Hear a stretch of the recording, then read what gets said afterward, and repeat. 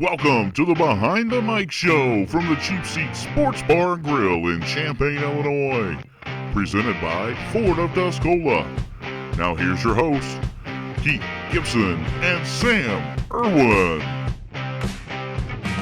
Welcome, everybody, to the Behind the Mic Show from the Cheap Seat Sports Bar and Grill here at cheapseatsbar.com. Keith Gibson alongside me each and every week, Sam Erwin, as we continue to stay busy to bring you content, Sam Erwin. We just keep coming and bringing people more. Boy, I tell you what, I mean, it's just like you can't ask for more, you know, than what you're getting. I mean, I don't know what more we could do, but we definitely appreciate, as you put a nice video out about our broadcast that we did. It was a lot of fun. Cold, but fun. Cold, yes. Windy. Yes, and I believe, did you say we had like 4,000 people? Just shy of 4,000 people click play to watch the broadcast on Saturday. And so, of the Flora Wolves and Tuscola Warriors game. So we can't thank you, our listeners, enough. And everybody else who tuned in shocked me. I don't know about you, but that number shocked me. Yeah, I was not expecting that much. That was pretty cool to see that number. So yeah, we just keep, doing new and creative things. I think people really enjoyed it.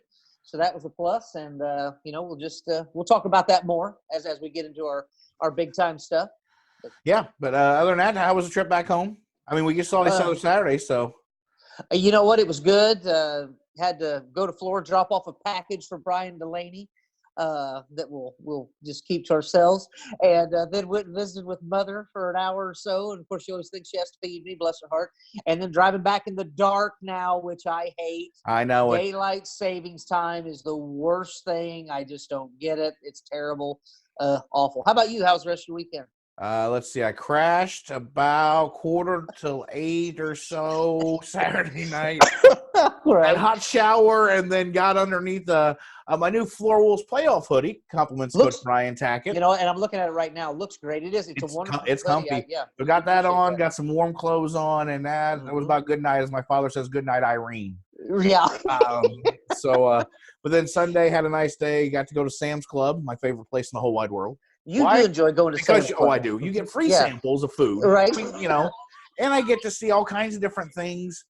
Kendall has fun there, too. And so went there and then took her to a Christmas open house, so she got to see the Christmas trees. And so I had a nice family day Sunday. So, but, hey, a lot of things happening besides high school football that I know we've talked a lot about that lately, but there's a lot of things in the sports world going on, and we're going to get into that today. The World Series wrapped up. NCAA basketball starting, Sammy. The Illini are a win away from being on a bowl eligible. And once again, the Bears suck.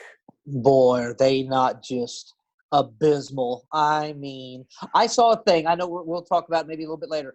But I saw a thing on Facebook. I hope this wasn't true. But somebody shared that the Bears against the Eagles, they had 9 yards of offense in the first half. That's correct, sir. 9 friggin' yards. That's all we got was 9 friggin' yards. Yeah, we'll definitely get into that here in a little bit. But, hey, we're going to take a quick break. Hear from our sponsor, our presenting sponsor, Ford of Tuscola. It's their 5th anniversary celebration going on right now this month of November as they celebrate 5 years in business. Blowout pricing on all their pre-owned vehicles and under invoice pricing on new vehicles. That includes Ford F-150s, Explorers, you name it, new vehicle Ford, Mustangs even. Go see them if you're looking for something hot. You're in that midlife crisis, need something fast. Those people are insane. They're insane, right. Keith Gibson, what they're doing up there. Insane. Hey, it is completely insane, but we want to give a shout out to them and thank them especially for helping us last Saturday in their coverage and sponsorship of that and of this show every single week. So we're going to hear from our sponsors, Ford of Tuscola, and be right back after this break here on the Behind the Mic Show from the Cheap Seat Sports Bar and Grill. It's the 5th anniversary celebration at Ford of Tuscola. Celebrate with blowout pricing on all pre-owned cars, trucks, and SUVs. All new inventory priced below invoice, including F-150 and Explorers. Don't miss out on Ford of Tuscola's 5th anniversary celebration happening all November. Visit FordofTuscola.com or call 217-253-3353 to celebrate with a new vehicle from Ford of Tuscola. Welcome back, everybody, to the Behind the Mic Show. Keith Gibson, Sam Erwin here from the Cheap Seat Sports Bar and Grill. Sammy, a lot of topics to talk about. Of course, we got our Friday Night Mike segment as we bring in Coach Tackitt for the final time from Flora High School. And then we're going to bring in Coach Groves, who was a big winner last week from Benton High School later on in the show. But let's talk about some of the hottest topics in sports. We're going to make this quick for you today because we got a big topic at the end that I want to debate with you. How about that? That sounds good to me. And you will lose like you always do. Yeah, probably. I'm used to it. I always come this close. I always fall this short. So close. So close. Hey, the World Series wrapped up. Washington Nationals. I will say it was priceless. But a World Series victory, their first one in franchise history, because they were the Expos, as if you don't. That's right. The Montreal a lot of Expos. people forget that. Yeah. The closest they ever came was in '94, the strike season. But now, World Series champions, and I'm very happy for one man who plays on the Washington Nationals.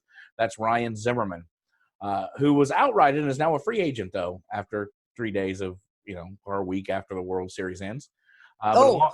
The So longest, much for enjoying yourself. yeah, the longest reigning National is no longer a National. Wow. But yeah, a bit of a surprise. I had the Astros in 6. I thought the Astros were the better team on paper, but once again, Well, and once again, as we see, defense and pitching will bring you a championship sometime. And boy, were they loaded. I mean, Strasburg was the MVP. Scherzer. Just pitched a phenomenal World Series. And I believe Strasburg's going to be cashing in as well, isn't he? Yeah, he opted out. Yeah, he's going to get a lot of money. So that might be why they had to let Zimmerman go. Yeah. But because you can't let a guy like Strasburg go, but you hate to do that to a guy that's been with the franchise for as long as he has. But no, good World Series. It's always great to have a Game 7. I think they said 20 million people or more Isn't watched. that crazy? Isn't that something, how many people will watch that? But Game 7, man, I mean, that's the two greatest words in sports, Game 7. Yep. It's always exciting. That rarely ever lets you down, seems like. And but no, overall, it's a good World Series. I still can't believe the Astros didn't pitch Garrett Cole in that final game. But well, he's a free agent now too. He's going to cash in big time too. Yeah, a lot he's of gonna make big a lot time of free money. agents this offseason, and I'm anxious to see actually though how much money's spent in the offseason. I think there'll be a lot of moves, but I'm anxious to see how many teams are actually going to spend a lot of money. Well, it's getting to a point where, as we've talked in earlier podcasts, where it's just insane. The money that's going around. At some point, does it eventually just kind of top off? I think it's age too. I don't think you're going to see the older you get, it's becoming a very younger game.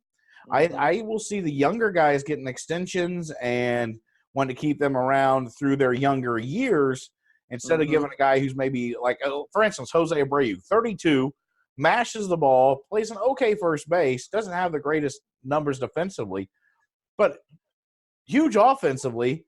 He's a free agent, but, how much is he going to get? A 2-year, 3-year deal? Maybe $30 million, Did the Cubs re-sign Rizzo today? Oh, yes. Oh, yeah. They and that was a no-brainer. Well, that's, given. Now, how much did he get? $16 million on his option clause, so. That's actually pretty much a bargain anymore, isn't it? It is. That's team-friendly. I'll take that. But, it's it'll be interesting to see what kind of money's thrown around this offseason. And but congratulations to the Nationals. Hey, congratulations to Colton Wong of the Cardinals.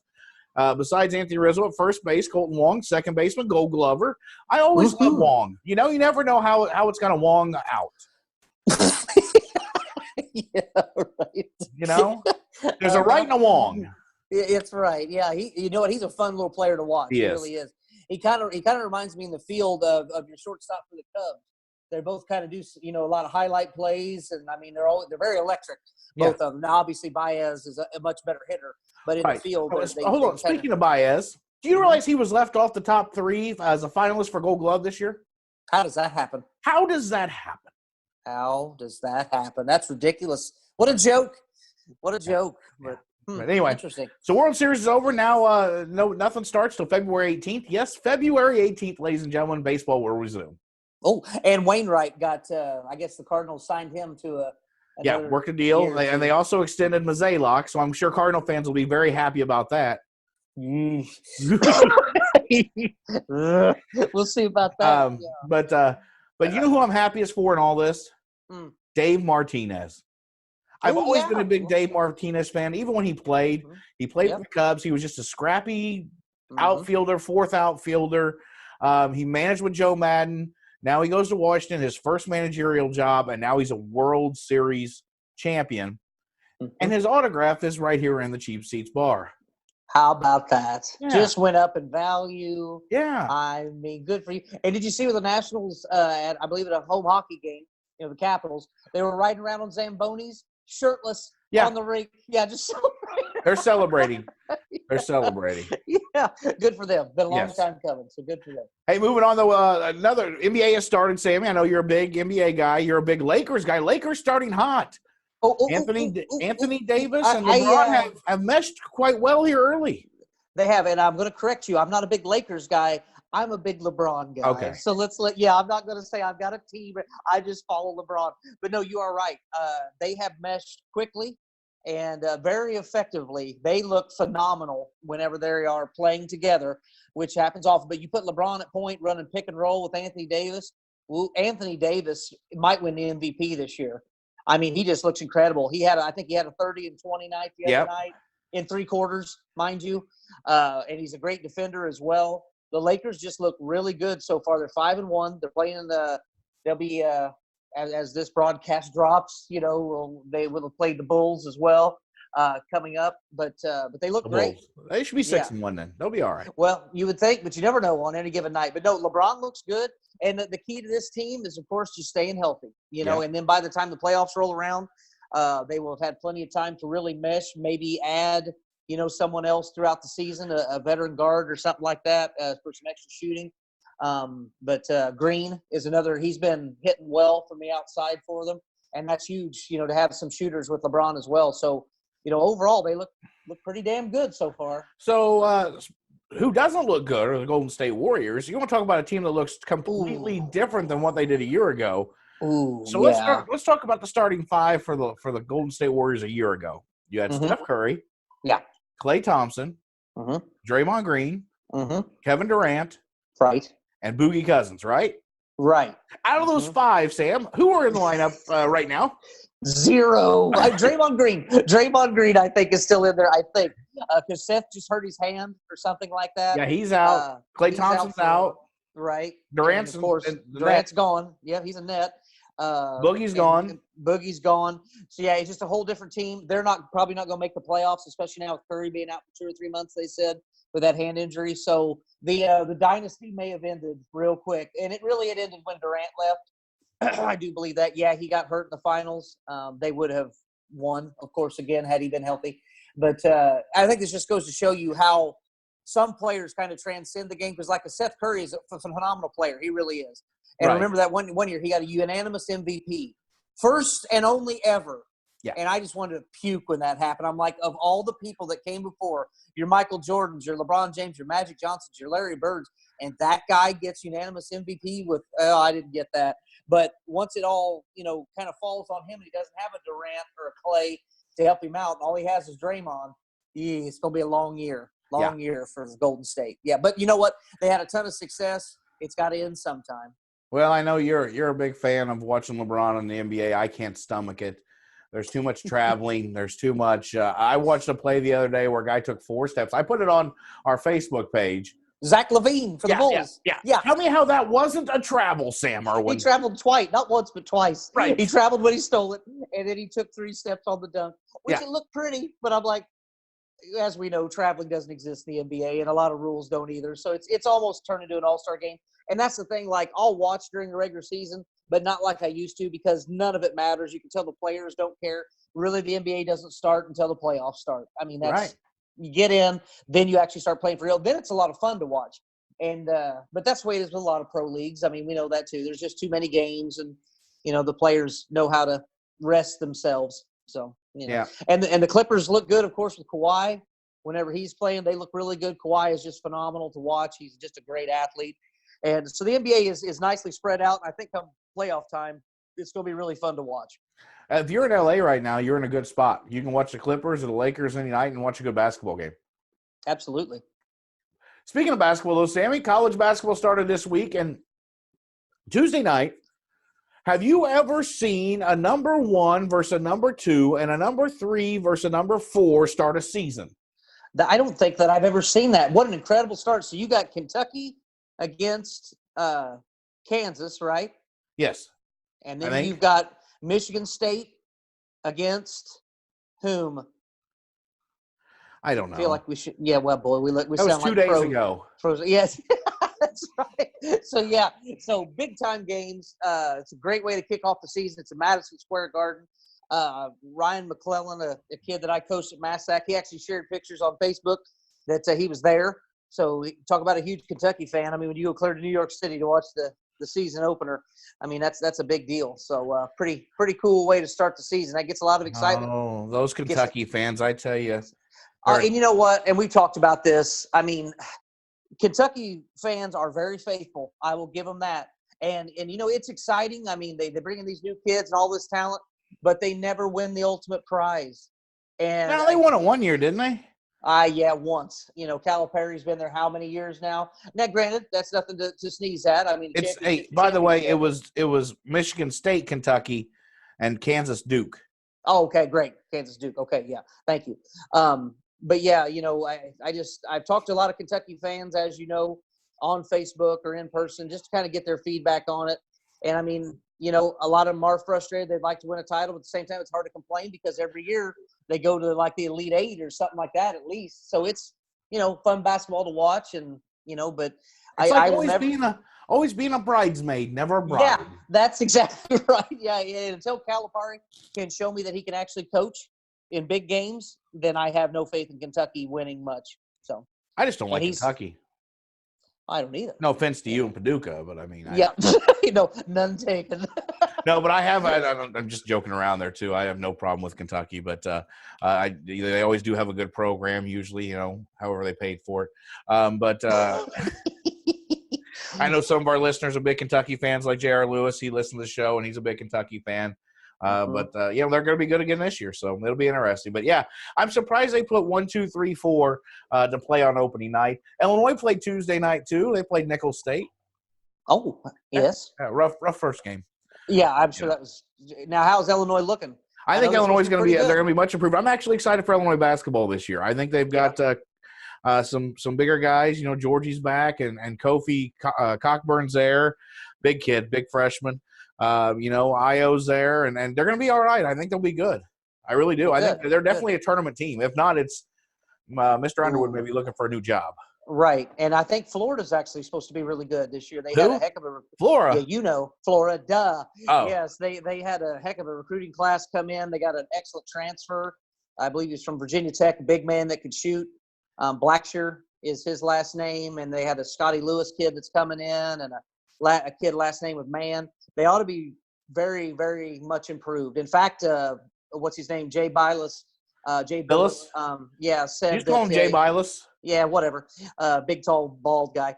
But anyway, he said that he expects Florida to be in the Final Four. Ooh, okay. Well, he's smoking some good stuff. I don't know if they're that good, but you never know. We'll see. Hey, speaking of Florida, moving on to the other college sport, football. How'd your Gators do last Saturday? Oh, man. You know what? When you only have 7 offensive possessions for the entire game, and thank God I was doing the game with you instead of watching that travesty of a football game. You're welcome. But whenever I got the card, flicked on the old Twitter machine, it was 16-3 in the fourth, and I'm like, oh, here we go. But then Florida came back a little bit. They ended up losing. I don't know. They lost by like 7, I think, or something like that. But so their national championship hopes. Oh, they're gone. Yeah. Oh, yeah. It's done. So it's still, like my diet usually gone. Yeah. So really, basically, what they have left to play for is try to get into a New Year's Six bowl. Again, like they did last year. You know, and there's big money in that helps with the program. And Florida's still the talent gap between them and Georgia is evident. You know, so they're still a year away. Basically, I think next year they ought to be probably pretty well up there, but we got to get some better recruiting classes and get to that point. Georgia's just had phenomenal recruiting, man. They are loaded. So speaking of loaded, you know who's been loaded the last 3 weeks? Illinois. Lovie Smith and his coaching staff. They've had to do something different because Illinois won 3 Big Ten games in a row, Sam Erwin. When's the last time that happened? I don't know. I haven't looked back, and I don't have the stats for it because I don't think it's ever happened. It's been a while if it has. Lovie and the Illini are 5-4. Okay, they've got Michigan State this week. Mm-hmm. Iowa and then Northwestern. All I need is 1 of 3, Sammy. 1 out of 3. And you know what I think is the Michigan State game at home, or is it at Michigan State? At Michigan State. Okay, that one might be pretty tough. At Iowa. At Iowa's tough. Iowa's always tough at home. Home against the one-win Northwestern Wildcats. Right, to get in. Boy, you would think at least that Northwestern game, but a lot of it depends on health. Right. If you get beat up real bad the next 2 weeks, you may not have your people, but a great turnaround for Illinois. That's good to see. Lovey's a good dude. You hope that they can have some success. And great beard. And a phenomenal beard, yes, as we always talk. What a great beard.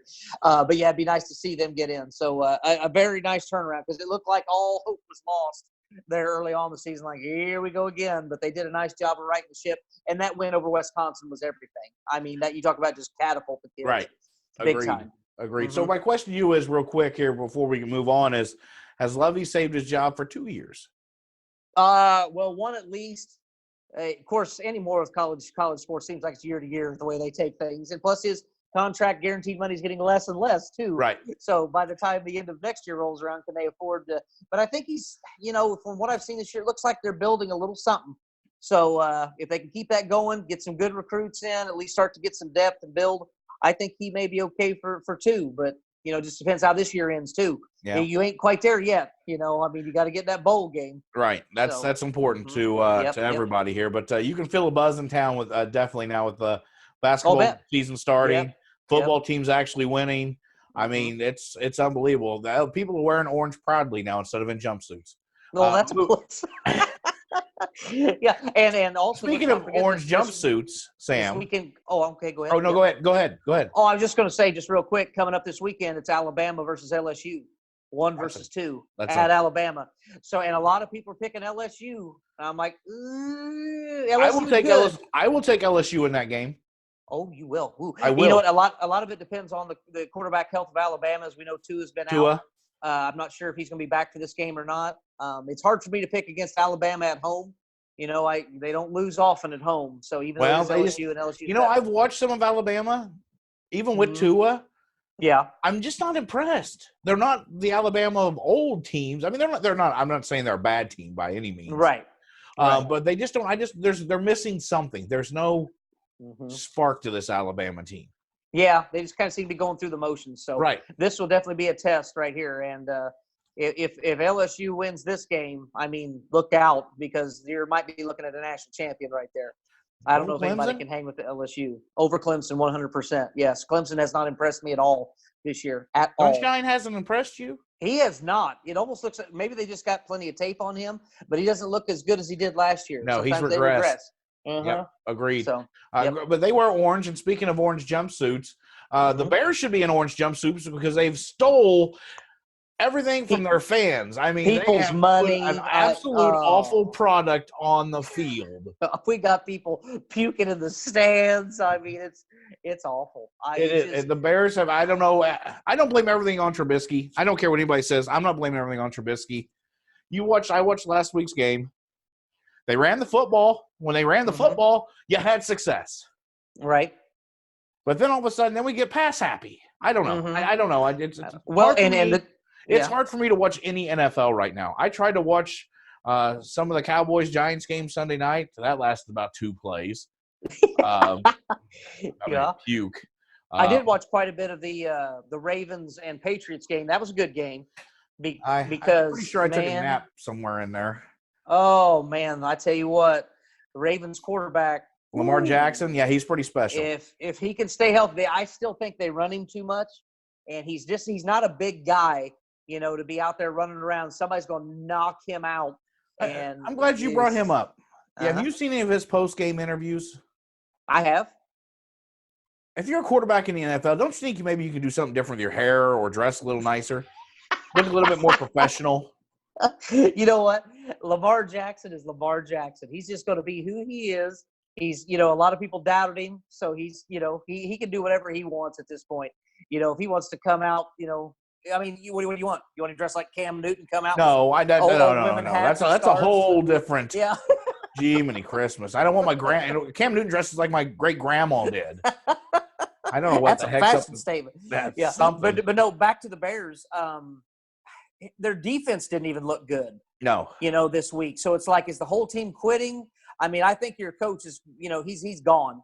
If not before the season's over, but definitely after the season because it's not working for whatever reason. And Sam, the Eagles had Jordan Howard, who the Bears traded to him, and he ran the ball pretty well. Yep, ran right up the middle, ran Yep. a touchdown. I was like, oh, I bet that felt good for him. Yeah. So the interesting moves by the Bears, and they're not playing well, and playoffs are not happening. I will tell you this: until Mitchell Trubisky is not a playoff caliber quarterback, I will say that much. Right. But they have to get him out of the pocket as well. Yes. Use his ability. In fact, he plays better when you get him rolling outside where he can run.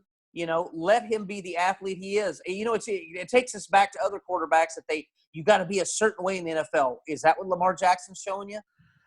Look at him running around. Come on. It's like guys adapt to these kids now when they come out of college. Not everybody's a pocket passer. It doesn't have to be that way. Get outside, run around, and create. And I almost think that helps Mitchell Trubisky, kind of helps settle him down. Right. You know what I'm saying? Agreed. Let him get out and get the blood flowing. But you're trying to, once again, fit a square peg in a round hole, and it ain't working. I just don't get it.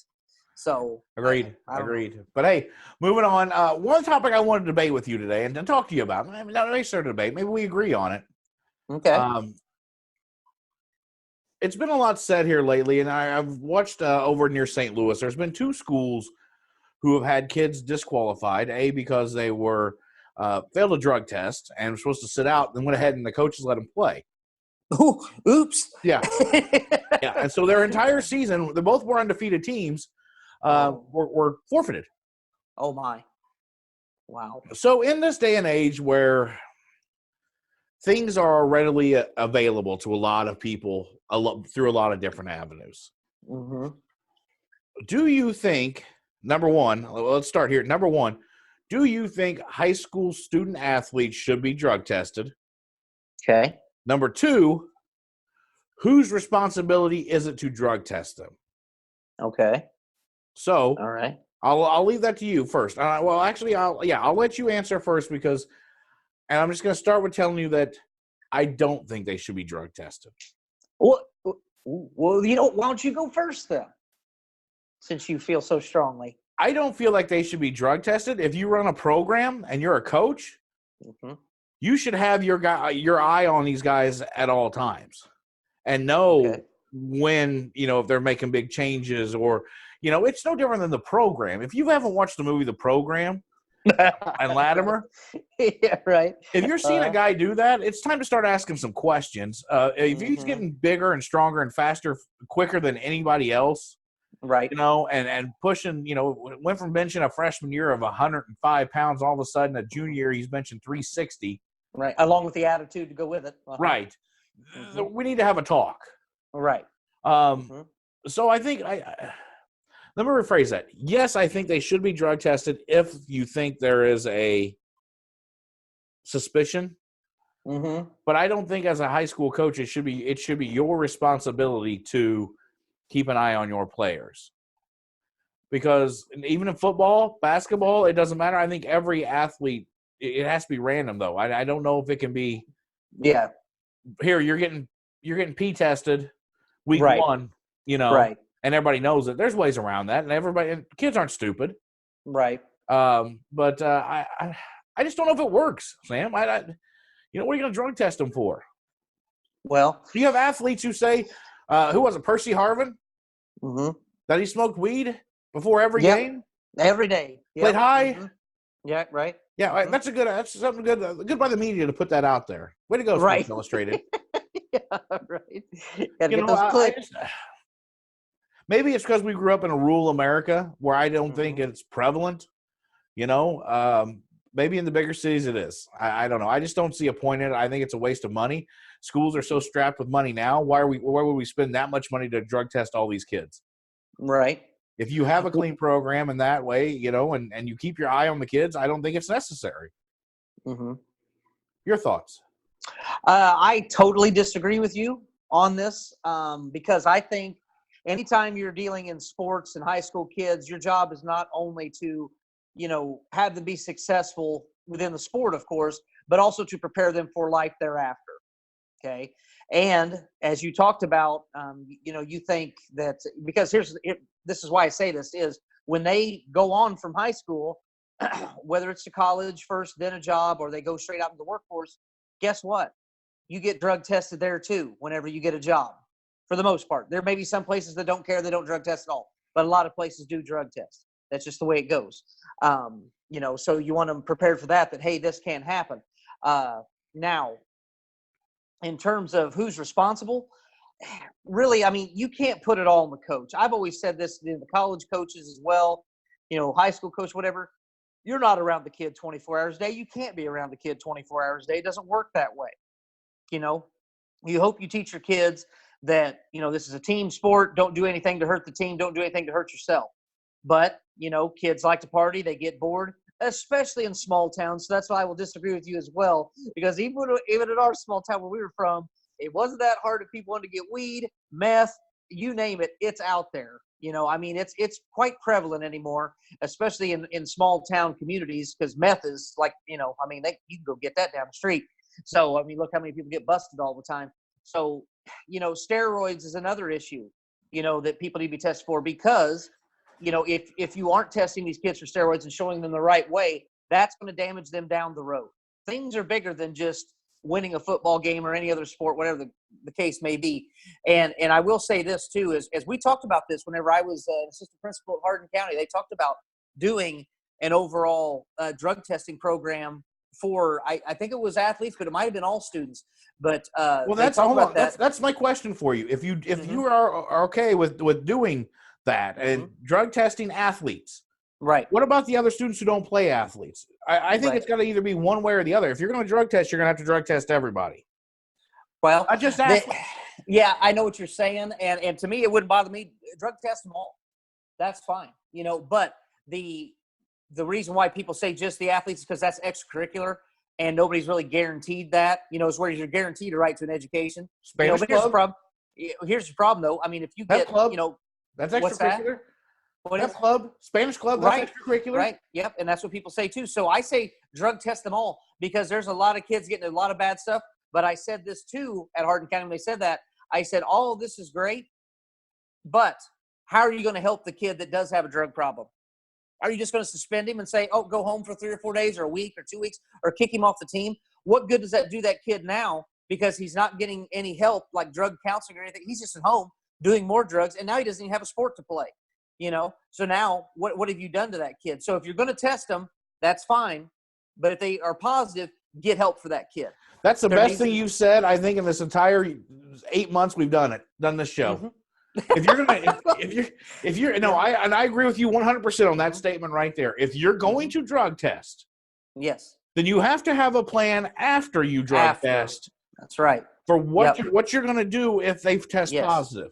Yes. What help are you going to give them? How are you going to keep them out of the environment they're in? And how are you going to make better themselves to understand what they're doing to themselves? Exactly right. Because you're talking about, 16-year-old kids. Well, good God.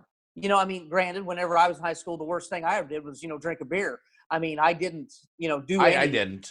I didn't do any. Yeah, right. I didn't do any other thing. I did no drugs. I still have never done marijuana in my life. I still have not done any other type of drugs at all.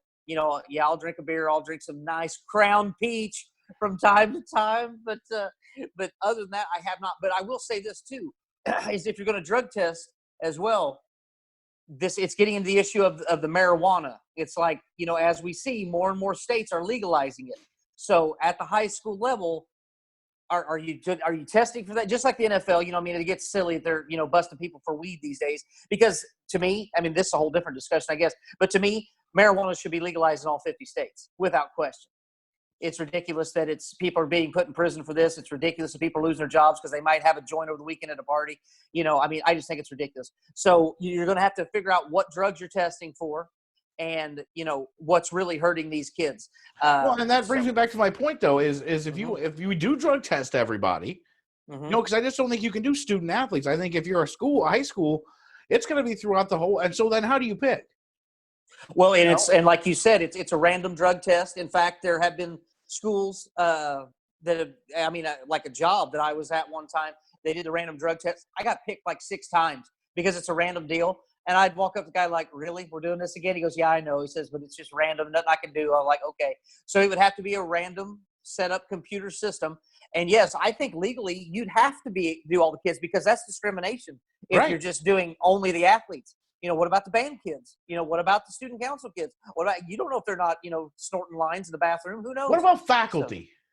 I like where you're going. Well, but here's the thing is, faculty now that's a good point, because faculty, you do get drug tested unless you're out in Colorado. Like I went, they didn't drug test me at all out there. Shocker. But anyway, whenever I was in Illinois, yes, you got drug tested when you got the job. But after that, only unless you got hurt on the job would you be drug tested. So I agree with you right there. That's a good point. Faculty should also, because you want to know why they should be drug tested? Why? Because you are leading kids. Practice what you preach. Don't get pissed at the kid for failing a drug test whenever you're partying on the weekend yourself. So, if we're going to teach these kids the right way, then practice what you preach. So, yeah, drug test them too. Drug test the administration as well. Drug test the school board members too. Show the whole community that you're behind this. Practice what you preach. Well, that also brings in back to my point I made originally. Who's paying for it? Well, and yeah, I mean, it gets to be an expense.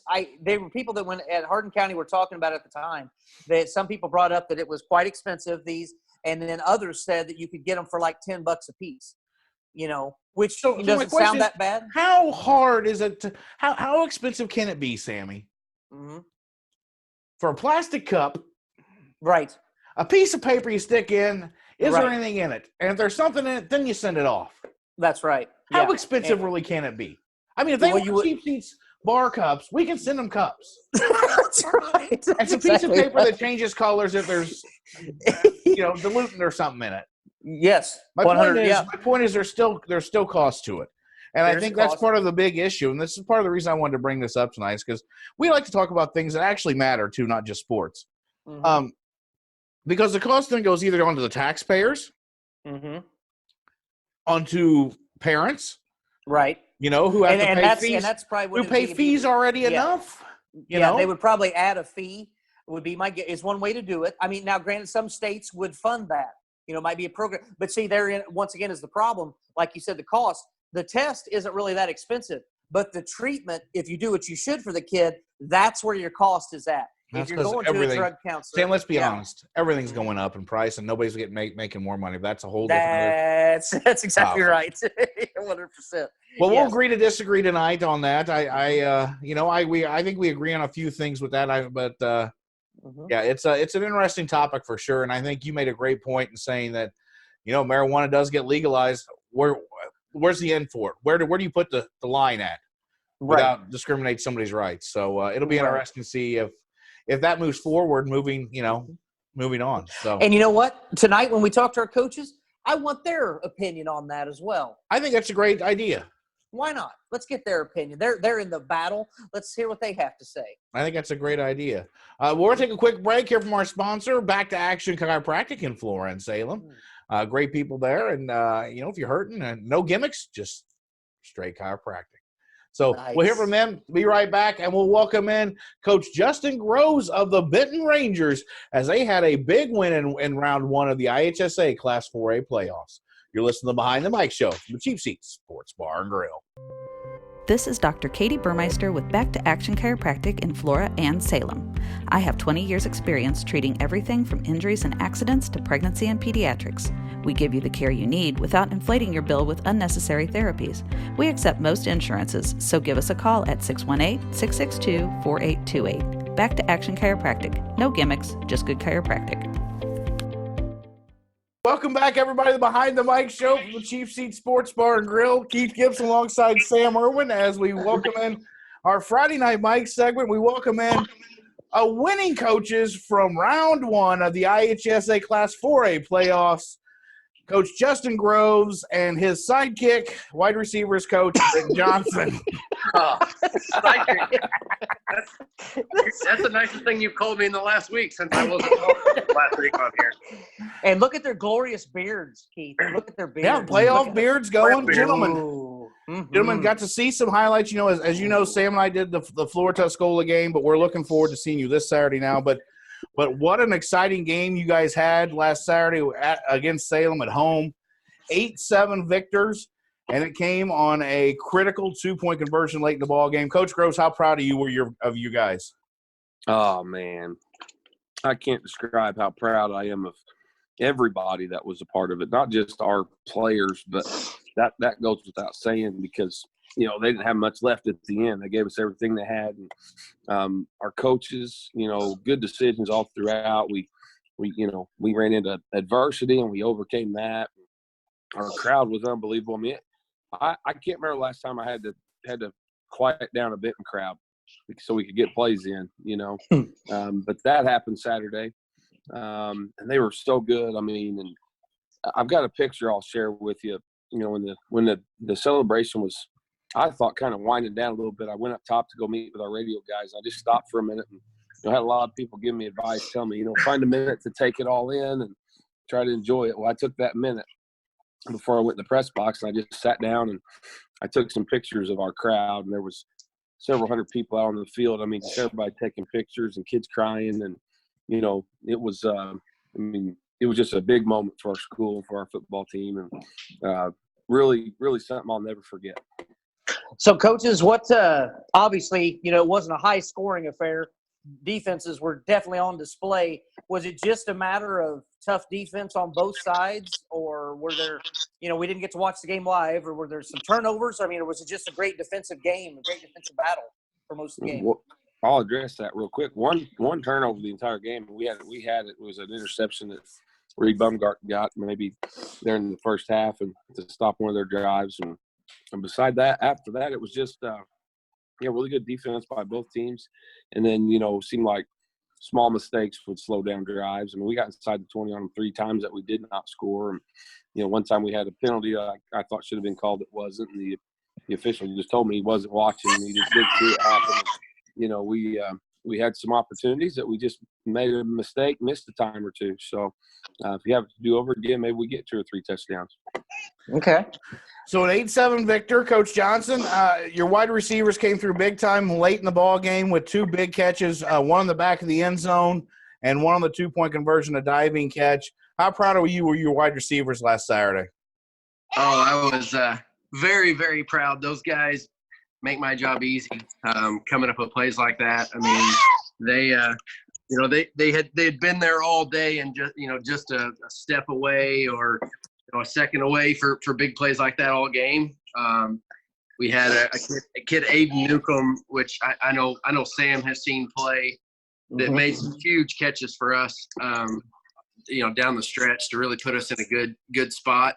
That final drive, I mean, it was just a collective effort between, I want to say maybe 4 kids, I think, caught a ball in that last drive. So really just, able to mix it up and throw it around. And hats off to the defense, too. I mean, I know those guys, we don't talk about them a lot on here, but, they pinned Salem deep back multiple times and gave us a chance. And definitely that last drive, when we fell short on 4th and goal with about 5.5 left or 6 minutes left, I mean, they got a quick 3 and out and at least gave us the ball back with a chance to go down and, finish it off the way we did. Nice. And for those that are listening to the podcast, if you're wondering what that pterodactyl is in the background, that is Brent's daughter, Landry. So she just wanted to be a part of the show. She's out of her cage. And by the way, coaches, it's been reported, and I want to know if you guys can verify this or not. But whenever on that last play for that 2-point conversion, which, by the way, incredible guts and stones to go for 2 right there for the win. But it's been reported that on that final play, when Danny Glover dropped back to throw, the defender said, and I quote, "diplomatic immunity." And then Danny Glover said, "It's just been revoked." Is that true? Did that happen? I want to know if that is true. I will neither confirm nor deny that. I couldn't hear that, but I saw their mouths going back and forth in a conversation, and that did look like what they said.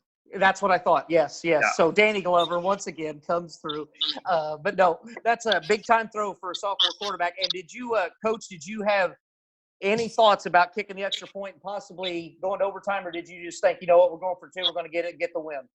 No, we were about the 50, give or take, and there was a break in the action. And one of the coaches said, "Hey, we need to think about if we," and I said, "Nope, we're going for 2. And they said, "What?" And I said, "Yeah, we're going for 2 if we score here." And they said, oh, okay. That's big cojones right there. Well, it's not all that. I'd like to take credit for that, but part of it was, I went out. We were in the huddle there. And I'm looking into the eyes of my linemen. I'm asking them to breathe and just little things I normally do just to try to calm guys' nerves and that. We had some guys. When you look in a kid's eyes, you can tell what he's got left in the tank a little bit. And, I could tell that they were running out of gas and they'd had a long day, and I just didn't feel confident trying to go, another possession back and forth and try to win the game. I wanted to you got to take your opportunity sometime. And turns out it was the right decision, so I don't look too bad in that decision. But do it 99 more times, we do that out of 100. So. So now, after the 8-7 win, you moved to round 2 of the IHSA Class 4A playoffs, and you traveled to Effingham. The Hearts have put up big numbers last week, 55 points in round 1. But last week doesn't matter. Every week now and Sam, I know you love this. Now it's week by week. No, I've always said that. You never look ahead. Week by week. Never look ahead. That's I think you coined the phrase, right? Yeah, I did. Thank you. Yes, thank you. I don't like to give myself credit on that, but thank you. Coaches, what do we know about Effingham so far? What are you seeing on tape? What are we seeing that could pose some problems with you this Saturday? There's a lot of things. Offensively, they've got pretty good running game, and they've got a good back that's got some speed. They've got a wide receiver, a kid named Tristan Duncan, who's complete caught for about 1,200 yards and 10 touchdowns. I got a quarterback who, a kid named Shackelford. They really like to run with him. They'll run some zone read stuff with him, and he's got a good arm. I know they graduated a kid, and I don't know him, but I just heard about him. Graduated a big, tall kid that could really sling it. But this kid has a good deep ball, and he makes good decisions. And obviously, he's got a receiver in a position to be one of the best all time in their school. And they're pretty big up front in places, and it just cause a lot of fits. They play good, sound defense. So we'll definitely have our hands full Saturday. Coach Johnson, looking at the team defensively, what do you think Benton can do offensively? Well, I think we just got to come into the game and do the things that we do well that have got us to this point. Watching them on film, secondary wise, they play a lot of man-to-man. So obviously they're athletic. They trust that their athletes are going to be better than the skill guys on the other team. And I think that's something we can use maybe to our advantage. But I definitely think we don't come in and change a whole lot. At this point in the game, we've only lost one game for a reason. So obviously what we've been doing has been working. So we got to come in with what our kids are comfortable doing and decide to go execute the game plan against them. Well, we're excited, and I know we're looking forward to seeing both of you. And Coach Groves, I am really looking forward to finally getting a chance to shake your hand and meet you, because I haven't had that opportunity yet, as like Sam has. But we'll see you guys Saturday at 3:00, and we look forward to a great game between you and Effingham. And I'm looking forward. Sam and I are going to eat some Niemergs. I don't know if you ever had Niemergs, but good fried chicken, buffalo. Why am I not surprised that where the best fried chicken joint To say, why do our conversations always go to food somehow? I don't know. I bet they have good ice cream too, though.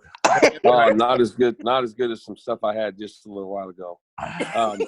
Speaking of Niebergs, I think we're going to try them. I think I'll get to try it actually after the game. So that's a little insider knowledge right there. Mm-hmm. Good. Well, you'll enjoy it thoroughly. But looking forward to seeing you guys and meeting you. And no matter what happens Thursday night, or for Saturday night, I want to say thank you to both of you for coming on the show and doing the Friday Night Mike segments many times as you have all year. It's always been fun, no matter whether Johnson's dressed up as who knows what, or Coach, you always give us a good laugh and always real with us. So we appreciate that and appreciate you guys. We wish you nothing but the best. Sam, you got any questions for Coach Groves and Captain America over here? Hey, I appreciate those kind words. Those are the first I think I've gotten from you the whole time I've been on here. So that's nice. Yeah, every now and then Keith will surprise you. I will tell you, you might need to come back to come to Benton during the week, because apparently, based on what the kids are saying and the good luck we had Saturday, that apparently I have to do the world's greatest fan punishment every week now. Oh, well, that's Oh. fun for you. Yeah. Interesting. I'm still recuperating from it as we speak. I bet you has a lot of squats, so I bet you are. Yes. Yes. No, I don't have any questions for these guys because they've answered them all year and the job that they've done, to turn it around. And I've got to meet a lot of the kids, not all of them, but a lot of the kids, as Coach Johnson had a big fun day for them at his house. Just a great group of young men. A lot of fun. Some of them are just crazier than hell, but that's what you need on a football field. And they're funny. They're funny, and they're going to light you up. Doesn't matter if they weigh 125 pounds or not. They're going to play hard. And I'm really looking forward to the game this Saturday.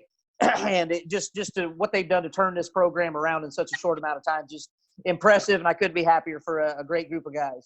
Yep, So, same here. You got two fans in us, as I think you're fans of ours. So, hey, we all get to be friends. We're all family now. Is it my turn? Is it my turn? Is it my turn yes. to talk now? Yeah. All right. Please. Yeah, talk. Yeah. So let's get serious then for just a second. We deal with a lot of people down here in Southern Illinois. I talk to a lot of guys, and we have a lot of fun with that, but not as much fun as the Behind the Mic show. So two guys, two new friends, two new parts of our family, which isn't easy to get into the circle of trust, to be honest with you. And we really love and look forward to talking to you guys, and now seeing you guys in person, and that'll be a lot of fun. Having us at our place. And I got to tell you, of all the guys that I've had the pleasure of doing interviews with, you are two of them. Well, thank you. We appreciate that. Thank you very much. Yeah. Thank you, Coach. Feelings mutual. Boy, good man. It's getting deep here tonight. I tell you what. Hey, but no, Benton Rangers I'm at in a Effingham glass Hearts. case of emotion. Yeah, I'm in a glass. Benton Rangers at Effingham Hearts, Saturday, 3 o'clock. Tune into Facebook, cheapseatsbar.com Facebook page. We'll have the game for you. Thank you, Coach Groves. Thank you, Coach Johnson. Yeah. Hey. No, thanks, Brent. We appreciate you. And we'll see you there. Everything you do. By the way, Brent, I will tell you this. Off air last week, Coach Grove gave us some dad jokes, and he had way better dad jokes than you've ever came up with. So you got some work to do. He also had 3 weeks to look up jokes since you talked about it too. I got like 2 hours notice. Yeah, well, you've always been known for thinking quick on your feet, but also his delivery was just spot on. Yeah. The delivery was just it was there. Yeah. I can see why you're the sidekick now. Yeah. It's all about absolutely. Yeah.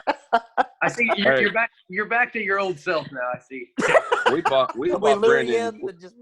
We got Brendan for his good looks and his ability to teach footwork, not necessarily his setup on dad jokes. So. Well, That's true. That's true. That is true. Gentlemen, we'll see you Saturday in Effingham, 3 o'clock, Benton Rangers, Effingham Hearts, round 2 of IHSA Class 4A playoffs. We're going to take a quick break here from our sponsors. We'll be right back here on the Behind the Mic show from the Cheap Seats Sports Bar and Grill. You would do anything for your family. Be prepared and protect their future with life insurance from Country Financial Agent Lisa Ehrbacher, your local Country Financial Agent in Flora. For a free quote, call Lisa at 618-662-3344. When life happens, Country Financial is there to help. Welcome back to the Behind the Mic show, Friday Night Mics segment. Week 11 of Friday Night Mics this season as we've had playoff football, and we welcome in Flora Wolves head football coach and our good friend, Brian Tackitt. No, Brian Tackitt. Hey, Coach, I know the season didn't go the way you wanted to here at the end as you fell to Tuscola last week in round 1, but you have to be very, very proud of the turnaround that you have had from the last 2 seasons going 1-8 to make the playoffs and have a great showing last Saturday. Yep, I'm tremendously proud of the kids. You get kind of emotional out there on the field with them on Saturday after that loss. But I couldn't say enough about those kids. The freshmen for 4 years and everything they've done for me. And sometimes I'm not the easiest guy to get along with. You can ask my wife that. But I think mine too. I can understand that. Yeah. And it's a fine line that you get to thread with those kids. I mean, you want them to like you, but at the same time, you got to push them to get where they want to be. And sometimes they got to hear things that maybe they don't want to hear. But they've always done everything I've asked of them, and then this group this year did the same throughout the course of the year. So special group for me, that's for sure. Well, the game actually, it was a close game for most of the first half. You guys just got yourself in third and longs a lot early in the first half, and weren't able to set yourself up for long drives, except for that towards the end of the first half. And let's talk about that a little bit. You got a break. Jace threw a pick. They're late. Got a break. Kibler picked it off, and then it's one of the strangest plays I've seen. I've never seen anything like it. Yeah. Ball's knocked out of his hands and right in the arms of Grant Johnson, the workhorse. Mm-hmm. And Grant brings it back down 30 yards down the right sideline, right in front of the bench. So instead of completing a pass, you threw a pick, got the ball back, and ran it back. It was crazy. Exactly how you drew it up. Yeah, exactly. I was just going to say we worked on that Wednesday. Last Wednesday. Throw it to perfection. Punch back and land right into someone. Yeah, and I thought Johnson had a chance to make it go, but got caught. But so I guess that's really like 2 drives. I mean, it's a change of possession, so automatic first down. So right. But that was a spark you needed almost at that point in time in the ball game. Yeah, it was a big spark because the series that we had before that I thought was a good series for us. We forced the field goal and they missed, and we got the ball at the 20, and that drive ended up with a fumble on about their 30-yard line or so with Jace. Mm-hmm. There was another play in that drive too where we had Cole Young down the sideline. I don't know if you remember that or not. Yes, and just missed him. Yeah, so those are 2 plays that, as I was watching film just yesterday, I was like, man, 2 plays that really we could have got some points on that drive, but we just didn't get the break that we needed, something like a spark to get us going. And, that crazy play that we had, that was a spark and got the offense going on that drive there. Yeah, that play down the sideline to Cole where you missed, he just was not able to hang on. And first off, it was great to see Cole back playing. Without a doubt, great to see him in the lineup, great to see him dressed and able to contribute. But, yeah, you're right. You're exactly right. Sam and I talked about it on the broadcast. He makes that catch down in the red zone. That changes everything. Yeah, we feel like we could have got, points on that drive, and that would have, maybe tied the game or we've gone on 7-6 at that point. But, something that, I'll mention with those 2, that drive there before we go on to anything else you want. But, those 2 plays, Cole and Jason's fumble, those are both sophomores, right, in their first ever playoff games. So, it's tough for us. We got to rely on those kids. And I thought the first quarter, experience meant a lot. Some people say experience is everything, and some said it's overrated. But, those kids on Tuscola, they'd gone through that before. Mm-hmm. Our youth, the first quarter showed it a little tough a bit, and but next year, if we can get back to that spot, we'll go back to those kids again, and they won't be inexperienced sophomores. So right. Well, and that experience you talk about is you could kind of tell by looking at Jace whenever I talked to him before the game. I talked to him right before they went on the field there on the sideline, and I was just like, hey, things going to move kind of fast today. You're going to make some mistakes, but bounce back. You're going to be okay. I mean, it's expected, and mistakes did happen, and that's just life of a sophomore. And I told him after the game, I actually sat down with him, and that kid took that game to heart. And, I think he might have blamed himself for the game, but as we know, it doesn't come down to one player. But I do like seeing that in a kid that does care that much, and he's going to end up being, phenomenal for you down the road. But I just told him, I said, like I told you, mistakes going to happen. I said, learn from this and go on. But, he took it hard, and that fumble where he did a great job of scrambling and run up the middle, that was a big gain, and, didn't quite tuck the ball away. And then, some picks later on in the game, which we'll talk about.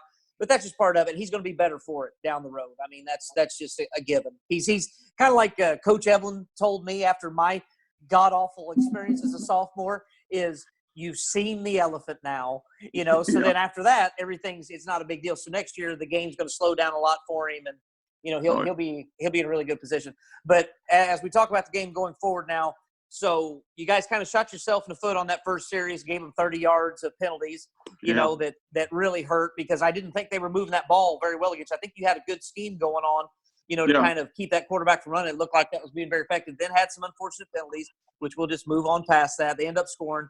Then they score again. But you're back in it. It's 14-7. A great drive after that fortunate, series, as Keith was talking about, that crazy play that you'll never see again. But a great drive. come down, scores, crowds into it, and we cannot mention enough how impressive that crowd was from Flora. Oh. They came up there. Huge crowd to make that travel. In fact, they had more people there than Tuscola did. Yes. I do believe. I mean, they about had to have great crowd. They stuck through with you the whole game. So that's awesome to see as well. It got really loud whenever you guys scored that touchdown because you're back in the game. And as we were talking on the broadcast, I said, they're going to try to squib kick here. You don't want a big return. There's only 40 seconds left. And somehow, some way, I think I talked to you after the game. You said it was meant to be a squib kick, but it just bounced wrong. And it bounced right into the chest of a, guy that was at full speed, Quinn, one of their best players, and takes it back to the house. And now they're up, basically by 2 scores. What was your thoughts there on the sideline when that was going? I mean, I got a pretty good idea. May not be able to say on the podcast because I just man. I was actually turned around talking to some of the kids because we were going to put an extra DB in and take a limit out and play like a 3-front defense there, kind of like I hate to play it, but the prevent thing, trying to not give up the big play. And I turn around, next thing I know, I see the Quinn kid running down the field. So, it wasn't good. But I think that was a little bit of it was very disheartening, I think, for the kids too, because, going at 14-7 and you got the ball half. I mean, that's the big difference in that to 2-possession ball game, and you've only scored once in the first half. So that just made things a lot tougher.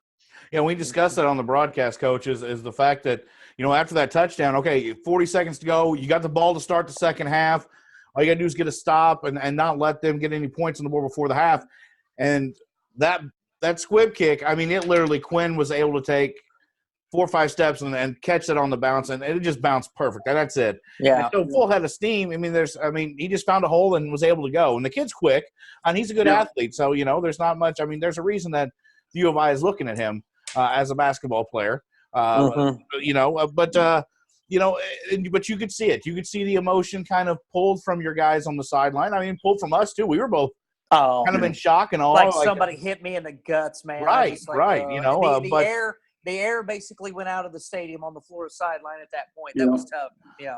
So what do you say at halftime? What do you say at halftime when you go in? That happens. Your kids are shell-shocked.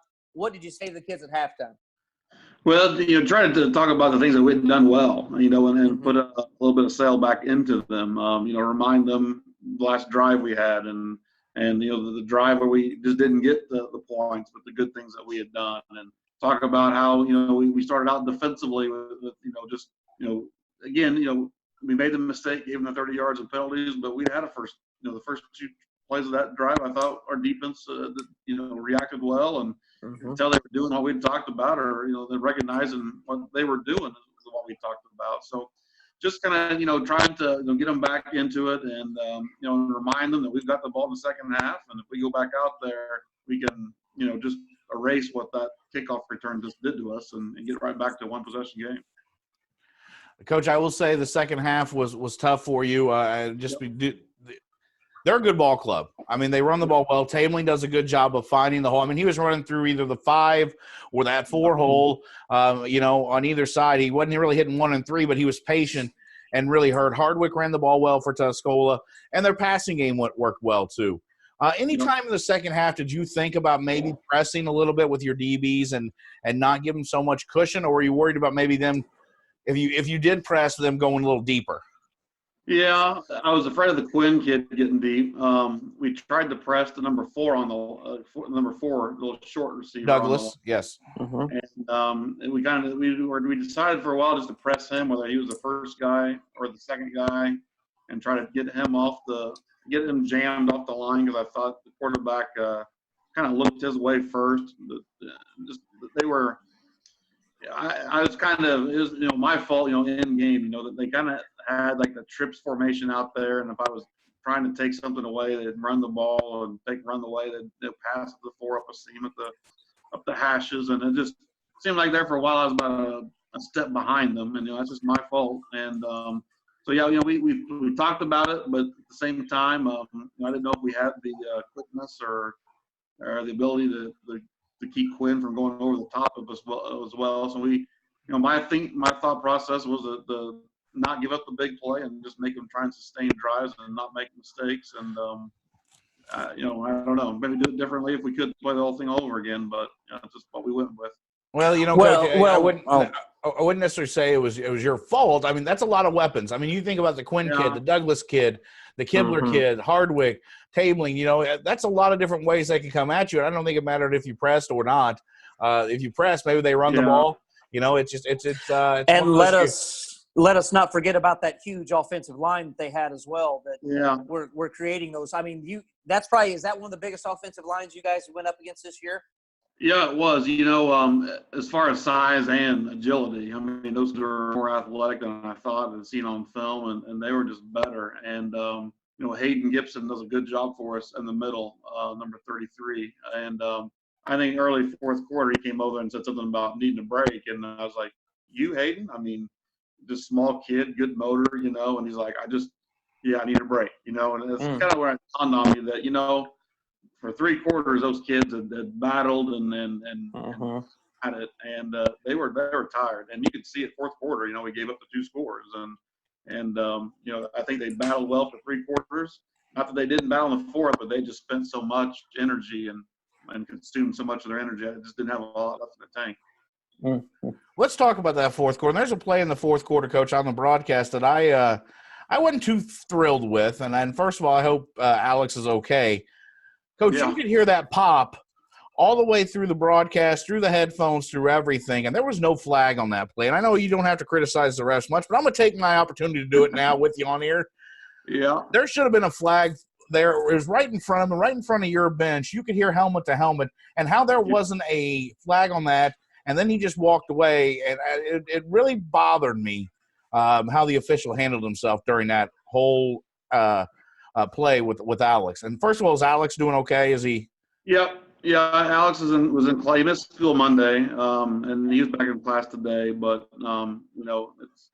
he got a bit of a headache, and obviously was diagnosed with a concussion. So he'll take things slow here for a while and try to get cleared for basketball here next week. But I didn't like that play much at all either. And I think Smitty got a good picture of it. I think with helmet-to-helmet contact, and like you said, you could hear it. And football is a fast sport, and I'm not saying the kid. I'm not going to say he was like targeting Alex or trying to go at his head, and sometimes those things happen. But whether it's accidental or just the speed of the game, that's what they're supposed to throw flags on now. Whether it's whether the kid wanted to do it or not, it happened. And right. I mean, the flag should have been thrown and should have been a targeting call or something. But I will say that it wasn't the only call that I didn't like throughout the course of the day. But a lot of holds didn't get called. Yeah. Oh boy. Yeah. A lot of flags. A lot of flags early, Coach. I wouldn't hold them back much during the broadcast. A couple of those flags came out right after the snap. I'm like, there's no hold when you were just snapped the ball. Yeah. That's life on the road. Yeah, life on the road, and it shouldn't be this way, but I know Tuscola had the pedigree or the tradition. Tradition. There you go, and maybe they cater that a little bit. And I thought I saw somewhere, maybe I shouldn't mention this, but I will. I think one of the officials on that crew was a ex-superintendent at Tuscola. Oh, interesting. That's nice. Yeah, that helps. Yeah. Wow. Well, and in a matter of all that, though, Coach, you can't take away the positives from everything that came from this season. Yeah. 1-8. You're road warriors. You're 4-2 on the road. You improved so much that you could see growth even from game 1 to game 9 out of each of these kids, not just as football players, but as human beings, as men, as young men. And so kudos to you and your entire coaching staff, not only for helping these young men mature and grow, but for pushing them in the right direction and doing the right things and the success you've had all season. I mean, that's something I think you could see it. I think Sam and I will both agree that last Saturday, looking across the field at Tuscola's sideline and seeing their bleachers half empty and seeing us 3 deep with bleachers full, I mean, it makes you feel pretty proud. And then you made the community proud. You've made your friends proud, your family proud, and us proud. And, of course, we matter. You can't deny what you have done as a coach. So kudos to you, too. Well, thanks. I'll share two things. One, I got stopped by a Tuscola fan there after my radio interview with Pat and Mac, and he stopped me and he said, hey, he was complimenting the team, and he said, "You guys are a really good team." He goes, "I hear you're really young." He goes, "But above everything," he's like, "you guys show a lot of great sportsmanship." He said, "You guys are helping our kids up off the ground." He's like, "Sometimes you just don't see a whole lot of that around here these days." And I told the kids that, that makes me as a coach more proud than anything else. And the other thing I'll mention is, you guys have talked about this before too, how much a football team can drive the community and get things going and make the student body at the school closer or just the community closer. And I think these kids did that this year. They probably don't realize what they've done for the community, but maybe one of these days they will. And I'm super proud of them. All right, let's cut the love fest crap and let's talk about what matters, okay? So now, unfortunately, the season's over. Great bunch of kids, a lot of youth. Tell us what you're looking forward to this off season and what we're looking, because as I've always said, let's look ahead. Let's not, worry about day to day. Let's look ahead. Oh yeah, because it's never week to week with Coach Tackitt, is it? Yeah, that's right. Let's not talk about but no. What are you looking most forward to this next coming year? And especially, some of your players that you expect to maybe step up and really lead, in the weight room in the off season, and obviously, get ready to go for 2-a-days and all that. What should we expect out of the Flora Wolves coming up? I told the kids, I can't wait for the basketball season to see the kids compete on the floor, and I've got baseball in the spring, and I love that, and I can't wait to do that either. But I can't wait to get these kids back in the weight room. We got a lot of good weight room kids. We got a point system, and we had equipment turn in yesterday, and then playoff picture. And I kind of met with them there right before we dismissed them, and I told them we need to break records as far as what we've had as far as points and off-season points and individuals reaching 125, 130 off-season points. And it's just a point system we have that take a while to explain, but. I'm looking forward to these kids kind of compete in the weight room and get that competitive juices going again, whether it's, you bench such and such, I can do that, and just kind of competing in the weight room and getting after our agility drills that we do a lot of in the off season. And, I told the kids too, we got targets on our back now. And, we went to Marshall and got that big win, and we certainly got a target on our back, from them, or whether it's a Robinson game or a Newton or whatever. So I'm really looking forward to seeing how the kids respond to where we can't play the underdog anymore. Now you got to play the group of the kids, got a target on their back, and see how they respond to that. So from, the short amount of time that I've got to know him a little bit, and obviously I'm biased because I play the position as well, but Jace Helm, okay, phenomenal athlete as far as I can tell, great kid, comes across as very respectful, very soft-spoken, and obviously, like we talked about earlier, can learn a lot from what he went through. He's going to be even better next year. He's got all the tools. What do you want to see out of him in this offseason and leading into next season? What do you want to see out of your quarterback now that he's seen the elephant, now that he's dealt with those? What do you want to see out of him? Do you want to see more of a vocal leadership out of him? Plus, and like I told Keith in that game, he took some shots. I mean, there's one time I thought somebody killed him, but he got up. So he's tough too. And, so that – and then plus, as hard as he took that loss, to me, that showed leadership because the kid cares. So I'm very impressed with that young man. But what do you want to see more out of him in this offseason and leading into next season?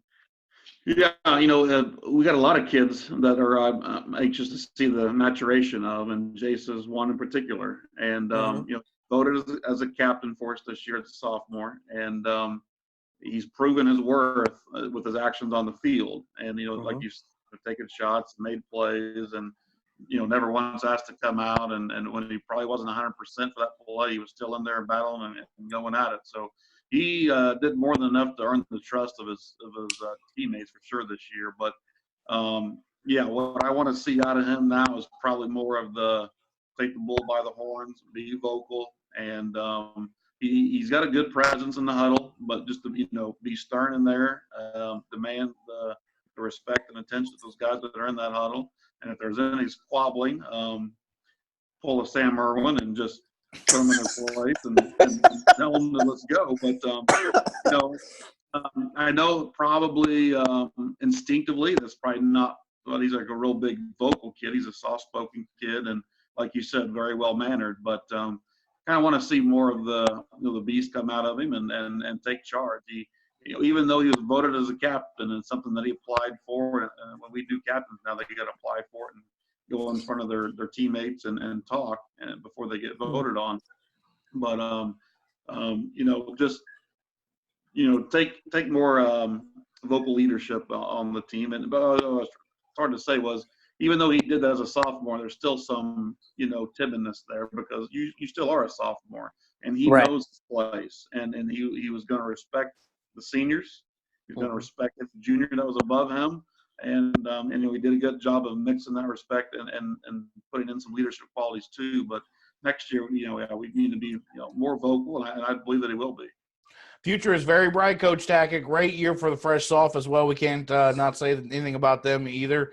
So that means you got even more talent coming up with you. Hopefully you have another big freshman class coming in. You're doing some great things. I was going to ask that. Do you know kind of what the size is of the next incoming freshman at all? Any idea yet? Yeah, I think we expect somewhere around like 10 to 12 kids. About a dozen kids or so. So we graduate 4 and get a dozen. So we'd go up to about 50 as a program, and I think that would be a good number for us. Good. One thing we want to talk to you about, we mentioned it earlier in the show, and Sam and I debated about it, and we'd like to ask you as a coach, as a high school football coach, if you don't mind, what is your take on drug testing student athletes? Not just at Flora High School, but I mean as overall. Are you for drug testing student athletes, or are you kind of against it? I would say I'm for it. What drug testing are you talking about? Are you talking about like the like HGH? Or are you talking about like? Yeah, right. Performance enhancing, but also illegal drugs. Things of that nature. Cocaine, meth, weed, acid, popping bollies, things like that. Yeah. I'm for it. We currently have a policy at Flora High School, the random drug testing, and if you're in any type of extracurricular activity, they could, maybe 4 times a year they'll do a random drug testing, and kids will be called out randomly and they will be tested. Now there are some things that the test doesn't test for, and I'm not even really sure what the test does entail, but I'm not against it. There was a team that that I knew of around here who their quarterback got kicked off the team for drugs, and they thought maybe he had been using right before one of their games. So that's not going to put that kid in any type of good situation, or his teammates either. So I don't have any problem with it. Well, let me ask you this, Coach. You just said for extracurricular activities at Flora, do you think that's fair? Do you think it should be all students, or are you fine with it just being extracurricular? Because to me, that sounds a little discriminatory in just my eyes. Yeah, well, it's anybody that participates in any type of sport or club or even parks on school property. So the only way you can get out of drug testing is basically you walk to school and you don't use, and I mean, you go to your 9 hours and you go home.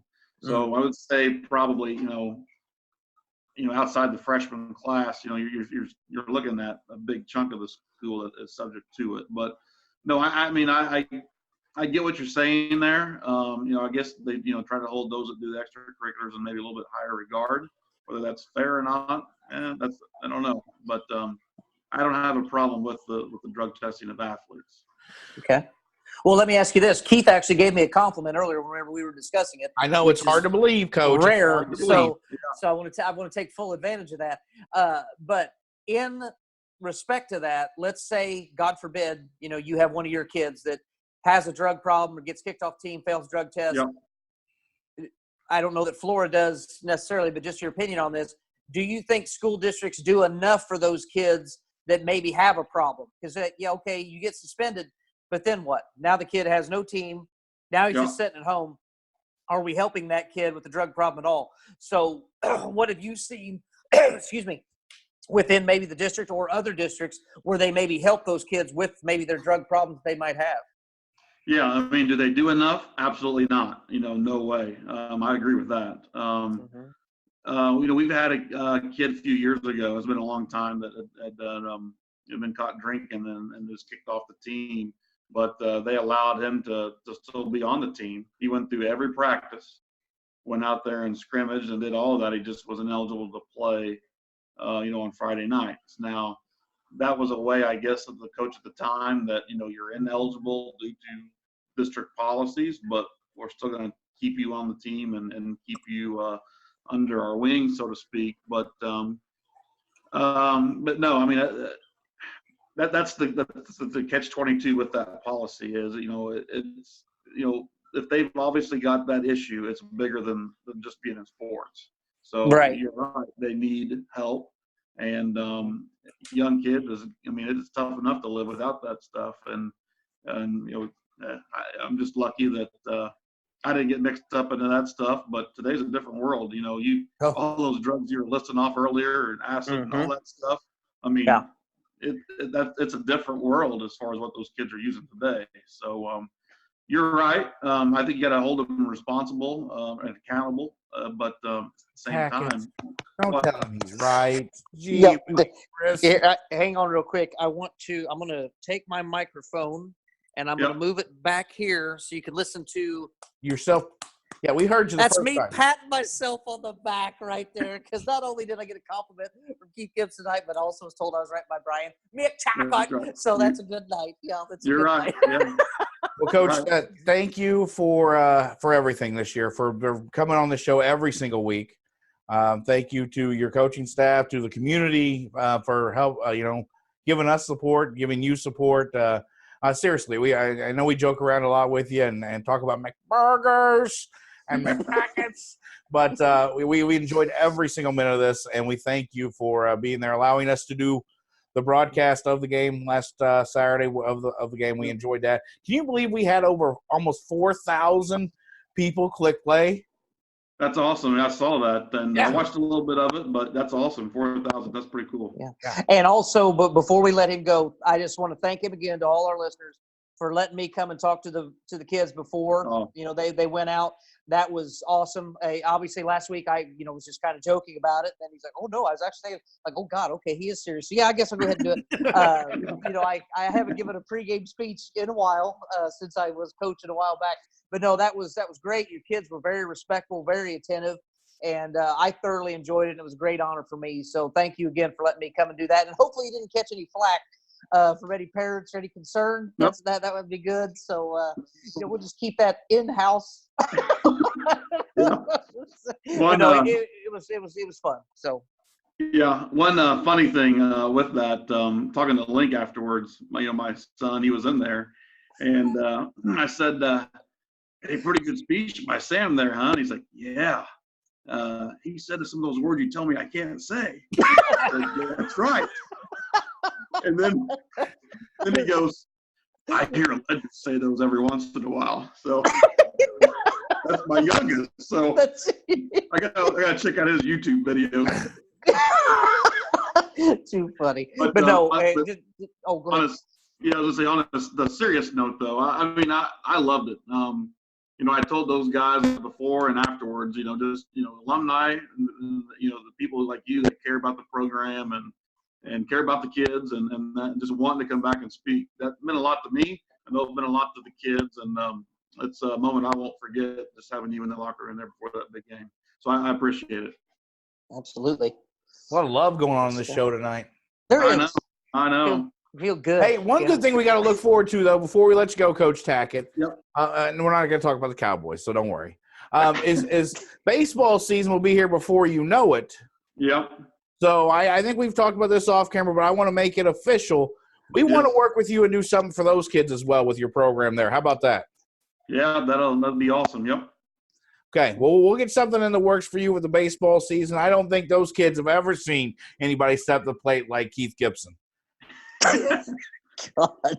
Well, there's a reason why. Probably they don't want to show bad They've never form. they've never seen a guy who doesn't have fingers big enough to grip the bat. I grip. Oh yeah. I remember you saying that. When I take one He'll probably have a specially made dinger bat. Would be my guess. So, thin barrel, thin yeah. hand. But also Tackitt. There might be something else in the works. That's true.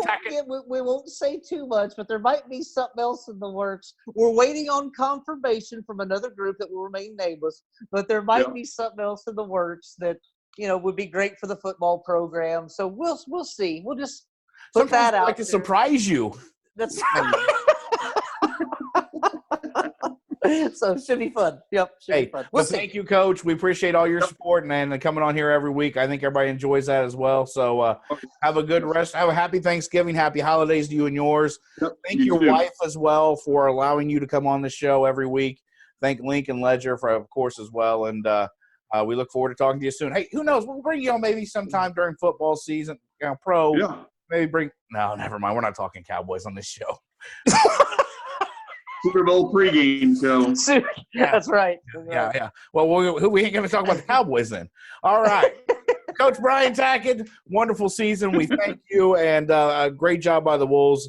And tell your kids that we've enjoyed every minute of it. I will. Thanks a lot, guys. All right. Coach Brian Tackitt, the Flora Wolves, whose season ended last Saturday after a 42-14 loss to Tuscola. We're going to take a quick break here from our sponsors, and we'll come back and close the show here on the Behind the Mic show from the Cheap Seats Sports Bar and Grill. Bees Trees, your local ISA certified arborist with over 10 years experience, specializing in tree removal, tree trimming, and with free estimates. Call Greg Miller of Bees Trees today at 217-260-4551. Welcome back to the Behind the Mic show. Keith Gibson, Sam Erwin, as we are with you each and every week. We thank you for joining us here at cheapseatsbar.com, Apple iTunes, wherever you listen to us online. We do appreciate you. Of course, you can find all of our shows and videos and some highlights on our YouTube channel as well. Isn't that right, Sammy? No, we're all over the place. That's wherever right. you want. That's where we at. Great show today, Sam. We've talked a lot of sports and debated whether drug testing was good on high school or should be implemented on high school student athletes. We've talked to Coach Groves and Coach Johnson from the Benton Rangers as they prepare for their big matchup with Effingham Saturday at 3 o'clock, when you can catch that game live on Facebook as Mr. Erwin and myself bring you another exhilarating broadcast of high school football. That's right. We're doing it again. And, hey, why not? It's fun.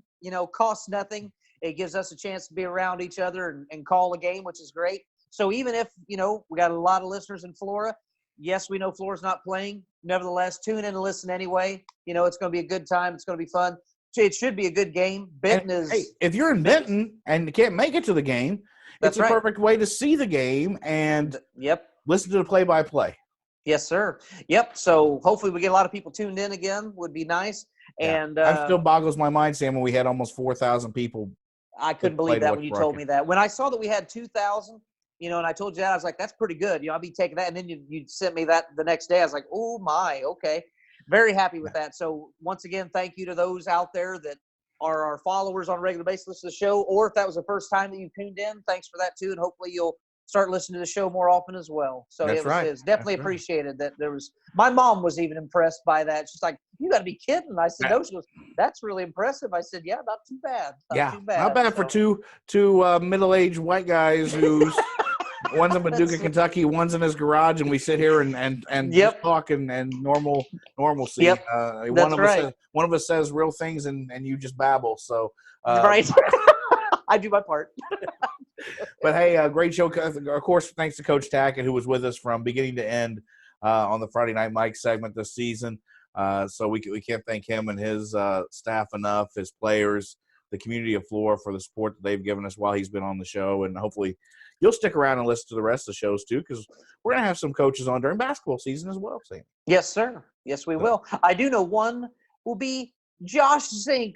That's from right. Louisville Cardinals. He definitely will be one of our regulars. So we'll definitely have him. We'll have Zinker on, and I'm sure we'll have some other coaches from around the area. But, great show. Looking forward to Saturday. I get to see you 2 weeks. And we're seeing each other a lot here lately.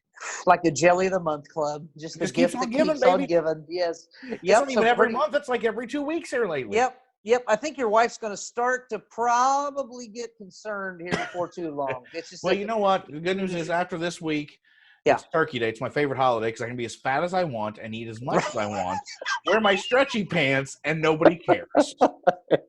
That's so true. You know what the best part of getting married is? What's that? You go from one Thanksgiving to two. That's true. You get multiple. It's so true. Yes. But we'll try to keep it within reason. Let's not go overboard. Well, they've already cut my deviled eggs down to so many.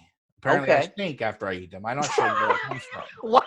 You kidding? There's no way. I tell you what, if you want to impress me, do like Brent Johnson. See, they weigh him every year before he eats and then after just to see how much. Brent Johnson, I think one year he gained, I want to say 12 pounds in one setting. Yeah, he's a world-class eater. He doesn't look like it. He's this tall, lanky guy. Metabolism. Yeah, that's it. Yep. You know where mine goes?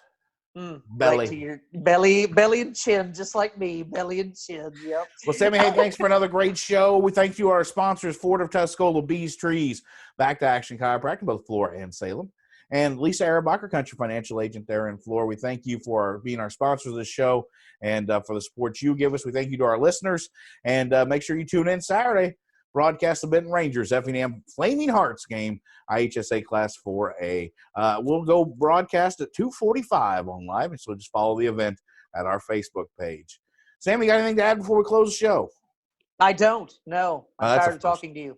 Yeah. I am. Have a good week, everybody. We'll talk to you soon. Make sure you like our Facebook page. Share it with your friends. Share the show with your friends. We can't grow unless we have your support, and we appreciate everything you've done for us so far for these first 7 months. By the way, Sammy, this is episode number 26 today. Good Lord. Wow. Impressive. So have a great week, everybody. We'll talk to you soon. For Keith Gibson, Sam Erwin, this has been the Behind the Mic Show from the Cheap Seats Sports Bar and Grill. Check out the all-new Ford of Tuscola. It's a small-town feel with great big deals. Pre-owned vehicles starting at $24.95. Online at FordofTuscola.com or call 217-253-3353.